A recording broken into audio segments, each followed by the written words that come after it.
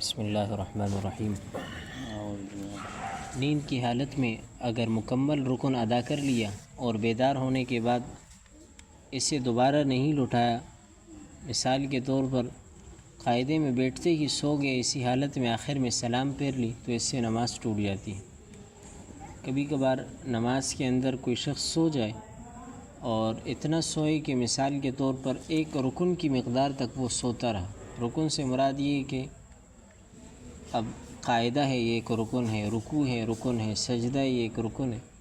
اب قاعدے کے اندر جیسے وہ بیٹھا تو سو گیا، اب امام نے جب سلام پھیرا تو وہ جاگا اور امام کے ساتھ فوراً اس نے سلام پھیر دی، تو اس شخص کی نماز نہیں ہوگی۔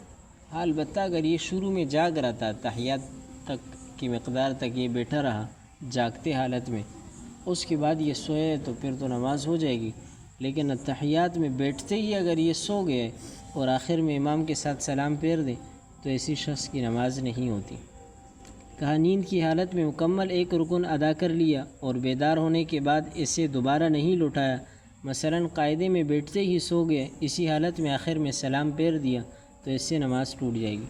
نماز کے دوران اتنی آواز سے ہنس پڑا کہ اس کی آواز خود کو سنائی دی۔ نماز کے دوران اگر آپ اتنی آواز سے ہنسیں کہ آپ خود سن سکیں تو اس سے آپ کی نماز ٹوٹ جائے گی، اور اگر آپ کا ساتھ والا سن لے آپ کی ہنسی تو اس سے آپ کا وضو بھی ٹوٹ جائے گا۔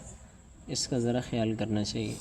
مقتدی نے اگر کوئی مکمل رکن امام سے پہلے ادا کر لیا، وہ اس رکن میں امام کے ساتھ ایک لمحے کے لیے بھی شریک نہ ہوا تو مقتدی کی نماز ٹوٹ جائے گی۔ مقتدی امام سے پہلے رکوع میں چلا گیا، ابھی تک امام رکوع میں نہیں آیا کہ مقتدی رکوع سے اٹھ گیا، اب امام اس رکوع میں مقتدی کے ساتھ شامل نہیں ہوا تو ایسی صورت کے اندر مقتدی کی نماز ٹوٹ جائے گی، مقتدی کی نماز نہیں ہوگی۔ تو امام کی اتباع واجب ہے، امام کے ساتھ ساتھ چلنا چاہیے۔ اللہ رب العزت سے دعا ہے کہ ہمیں دین کی